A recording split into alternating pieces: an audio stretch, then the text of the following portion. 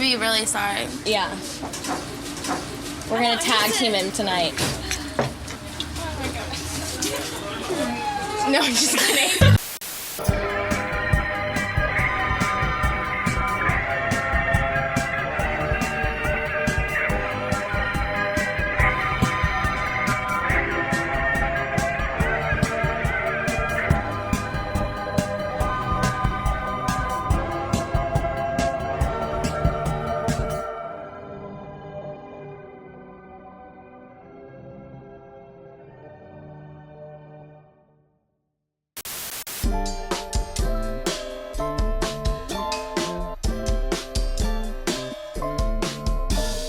Paris Hilton was born on February 17, 1981 in New York City. The first daughter to actress Kathy Hilton, who appeared in shows like Bewitched and Happy Days, and Richard Hilton, a realtor and the grandson to Conrad Hilton, the founder of the famous Hilton Hotels. Growing up, Paris was raised around high society, being around socialites like Andy Warhol when she was a young baby, as well as Donald Trump, Michael Jackson, and others due to her family's fame and notoriety in the hotel business. Paris was described as a tomboy growing up, dressing in her dad's clothes, playing sports, and liking animals such as rats, ferrets, and of course dogs. She was even stated in saying that she wanted to become a vet growing up. Paris was more a tomboy.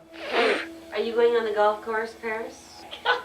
She would save up her money to buy monkeys, snakes, ferrets, everything. There's no doubt that Paris's upbringing has more privilege than others are used to, but privilege does not protect you from certain things in the world and even from people who are meant to help and protect you. In middle school, Paris says that she had experienced her 8th grade teacher grooming her and even paying her a visit to her house, having her sneak out late at night. "Come outside," he said. "I'm waiting for you." Teacher pulled me into his arms and kissed me. This terrifying, blissful kissing went on for what seemed like a long time and seemed to be evolving into something more. I don't know where he would have taken it if my parents hadn't pulled into the driveway. Teacher jammed his key in the ignition and peeled out. He sped like a maniac through the posh streets of Bel Air and Westwood. Fuck, fuck, fuck. Mr. Abercrombie sounded like he was crying. "My life is over. What am I doing? Why did you make me do this?" Paris and her family never really talked about these issues, mainly just sweeping them under the rug and becoming a very common thing in their relationship. Heading into high school, Paris had some trouble learning and concentrating during school due to her undiagnosed ADHD. So all throughout high school, Paris would act out, not do work, leading to her ditching school and act out in other ways, such as sneaking out of her house at night to go to clubs, taking her little sister Nicole and her friend Khloe Kardashian. One night after the Piazzadora Club adventure, I tried to smuggle Nikki, our cousin Farah, and our friend Khloe Kardashian into Bar 1. Khloe and Farah were little middle school girls, so I did Khloe up with full makeup, a long red wig, and a floppy black hat. Paris really wanted to do modeling at a young age, something that her mother was not a fan of. As Paris grew into her teenage years, her parents had no real way of controlling or even helping her through her troubles in school and social life, so they resorted to sending her off to live with her grandmother in California in the deserts of Palm Springs. During this time, Paris would do regular high school girl things like playing sports like hockey, wearing makeup, and going out on dates, and hanging out with friends. Sadly, Paris experienced something that I'd rather have her describe in her own words. He kept saying, "Don't be a baby. It doesn't even taste like alcohol. It's hardly anything, like Kool-Aid. Look, you have to drink it now. It's already open. We can't waste it. Just take one drink." I took a sip. After that, I don't remember much. Broken pieces, fragments, echoes, white noise. I became aware of a crushing weight on me, suffocating me, cracking my ribs. When I tried to scream, there was no air in my lungs. All that came out was a small, raspy stop. Until this guy clamped his hand over my mouth, like aggressively, like hard. He clamped down on my face and whispered, "It's a dream. It's a dream. You're dreaming." Paris would move back to New York the following year and went back to her old ways of sneaking out, going to clubs, and wanting to do modeling again. Her parents wanted to enroll her and her sister into a Catholic school, but only her sister got accepted. Instead, Paris went to professional children's school to study fashion, where she was friends with Macaulay Culkin and other famous child actors. Paris's nightlife was getting more and more intense, going out way more, not understanding why a 15-year-old going out at night in New York City alone was a bad thing. Not to mention the paparazzi began taking pictures of her, giving her the name Paris the Heiress. Eventually, her parents had had enough and resorted to sending her to boarding school for troubled kids. But the way that she was transferred to the school is something basically out of a horror movie. I was sound asleep at about 4:30 in the morning when my bedroom door crashed open and someone tore the covers off me. A thick hand grabbed my ankle and dragged me off the mattress. I was instantly awake, hyper awake, in the state of panic, shrieking, struggling. My mind instantly went to the obvious. I'm about to be raped. Shutting off the air, I needed to scream. The other held up a pair of handcuffs that reflected the light from the hallway. He said, "Do you want to go the easy way or the hard way?" I chose the hard way. Clawing, kicking, screaming, I tried to break free, screaming, "Mom, Dad, help me." And then I see my mom and dad. Their bedroom door is cracked open just enough for them to peek around the edge. Faces streaked with tears. They press against each other and watch as two strangers drag me out the door into the darkness.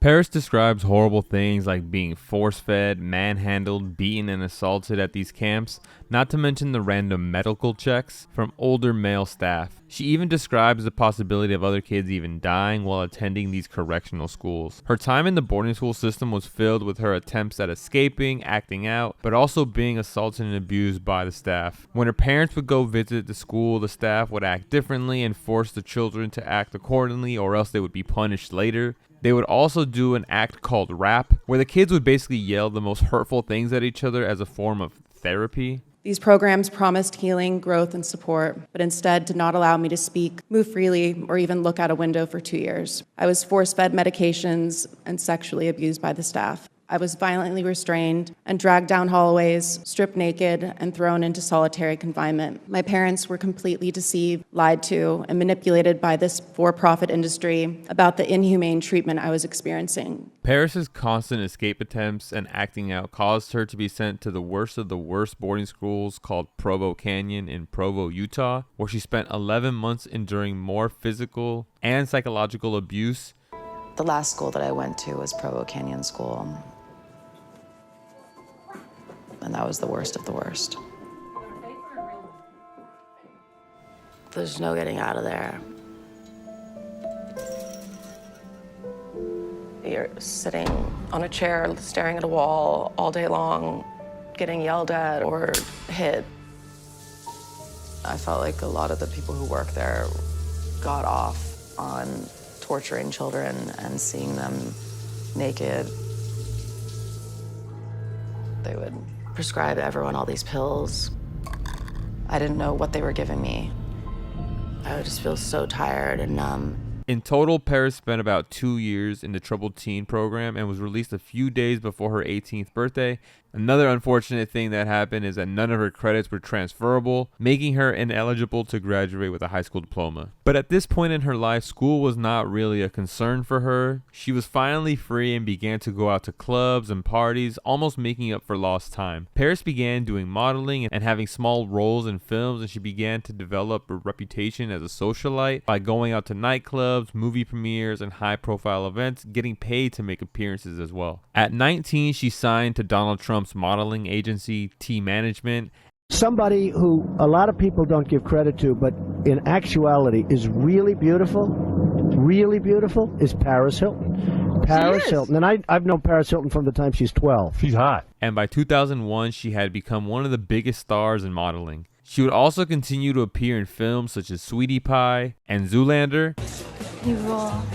Thanks, Paris. I appreciate that. And in 2003, she would get her own show on Fox with her friend and co-star Nicole Richie called The Simple Life, a reality show where they would take low-paying jobs in Middle America. The show was a huge success, lasting 5 seasons, and even got positive reviews from critics, gathering over 13 million viewers per episode. Around this time, she also came out with her line of perfume and colognes, which was the very first cologne I ever bought as a young man, and I remember it smelling really good. Personally, I would say that around this time, from 2000 until about 2008, was prime media years for Paris Hilton. You get multiple iconic moments, such as her and Britney Spears sneaking out of a club together, running into Lindsay Lohan and squeezing tightly into Paris's small car, the disco dress with a Tinkerbell lunchbox, coining the phrase "that's hot," the "stop being poor" shirt, which actually wasn't real, being arrested 3 different times, and hanging out with some Armenian girl that kept getting in the way of people trying to take pictures with Paris. And the list goes on and on. But just like everything else in her life, when something good and fortunate happens to her, it seems like something equally sinister and damaging happens right after.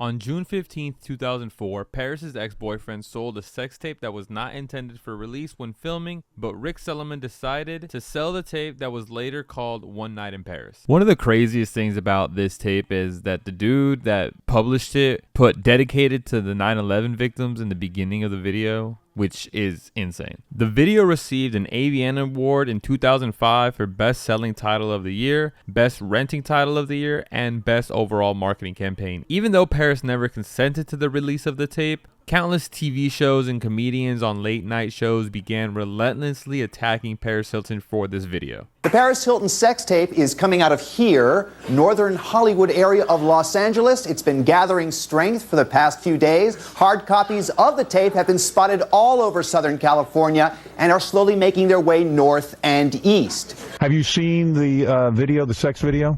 I have seen it. You did. What'd you do? You went on the internet? it was just. How did you see that? What did you do? Melania showed it to me. She did? Paris Hilton did a porno film, and her poor parents. Can you imagine how they must have felt, Paris Hilton's parents, that she did a porno film in a Marriott hotel? I mean, it is just... Paris has stated that the release of the tape was incredibly humiliating and would even go on to sue Rick Sellerman, settling outside of court. It's something that changed my life forever. You know, when I was a little girl, I looked up to people like Princess Diana and these women, and I feel like he took that away from me. And this is not what I planned. I didn't want to be known as that, and it's now when people look at me, they think that I'm something I'm not. Just because of one incident one night with someone who I was in love with, people assume, oh, she's a slut just because of one thing that happened to me. And it's hard because I'll have to live with that for the rest of my life. In 2005, Paris appeared on an episode of SNL where she addressed the controversy of the sex tape in a segment of Weekend Update with Jimmy Fallon. Oh, wait, so it actually is a Paris Hilton? Yes, there is.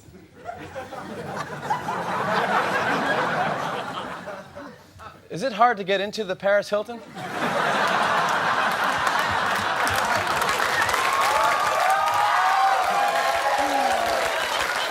Actually, it's a very exclusive hotel, no matter what you've heard. Nonetheless, the release of the tape made the ratings for The Simple Life skyrocket. This would even lead to more roles such as Raising Helen, The OCs, and a co-starring role in the horror movie House of Wax. She also capitalized on her sexy reputation by doing probably one of the most iconic commercials of all time, the Carl's Jr. commercial where she's promoting a spicy burger while soaking wet on a Bentley.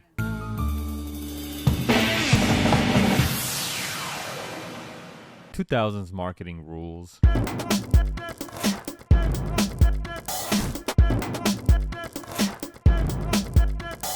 Now, Paris has mentioned that music is one of her biggest interests and inspirations, and at 25, she finally decided to work on her own music, which, look, there has been a conflicting battle with celebrities trying to make music.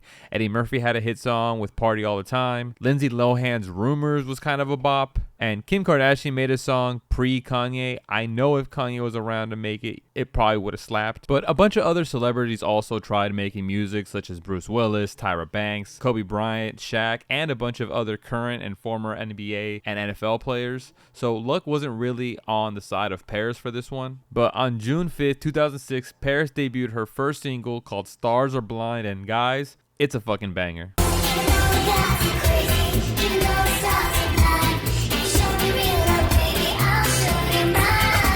The song had a reggae-type beat produced by Fernando Garibay, who has worked with other artists such as Enrique Iglesias, Ricky Martin, Britney Spears, Lady Gaga, Shakira, and many more. This would be one of the reasons the song came out as hot as it did.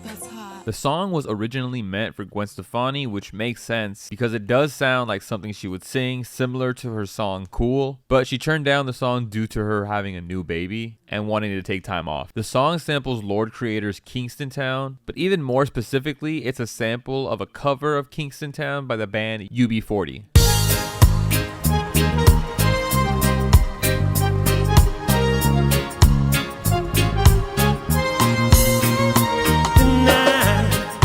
The song was surprisingly well reviewed by critics at the time, and even the general public really enjoyed the song on a non-ironic level. I was so excited the first time I was in the car just driving, I had Kiss FM on, and all of a sudden it started coming on the radio, and I was just so happy. I was driving in Malibu, I just remember that. I'll never forget it.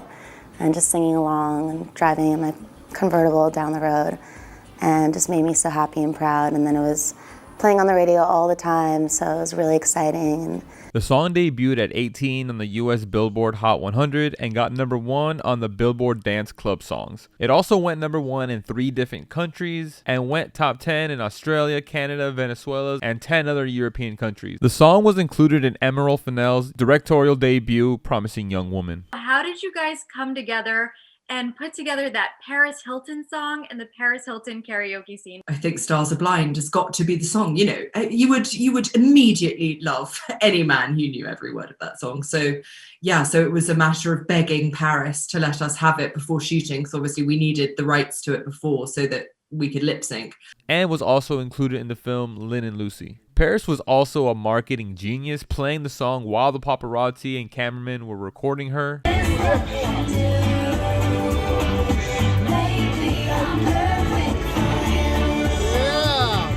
And I always thought that Stars Are Blind was one of the greatest records ever. And quite honestly, it's a great pop record. So. Oh my God, thank you. I'd love to do a song with you. Uh-oh. I love her. The song was accompanied by a music video that was shot in Malibu by Chris Applebaum, who also directed videos such as Stacy's Mom by Fountain of Wayne, Rihanna's Umbrella, and Party in the USA by Miley Cyrus, as well as being the director who filmed the Sexy Carl's Jr. commercial released the year before. shooting the music video was so much fun, and I had the best time doing it, and was so proud when it came out, and everyone loved it so much. And that was a lot of fun. And I love that Stars Are Blind is still an iconic song. It's timeless, and people still love it, so that makes me really happy. The song was remixed and given the reggaeton treatment, a sound that was very popular in the 2000s, being remixed by reggaeton legends Winston and Yandel and the Looney Tunes, as well as a re-recording of the song which she calls Paris's version, where she features Ken Petres. And while I find it cool that she did it to take control of her own song, the same way Taylor did her Taylor version songs, I still prefer the original where you can actually hear her real voice. She also changes the lyrics, and I still find it enjoyable, but nothing hits like the original. Paris released her debut album, also titled Paris, on August 14th, 2006 by Warner Brothers. The album received mixed reviews from critics, but saw commercial success, peaking at number 6 on the US Billboard 200, selling 77,000 copies first week. Stars Are Blind is the clear hit single from the record, but the album also includes songs produced by Scott Storch and Dr. Luke, featuring Fat Joe and Jadakiss on the song Fightin' Over Me. We in the VIP killing an ounce, and whoever ain't two-stepping is really bouncing, yeah.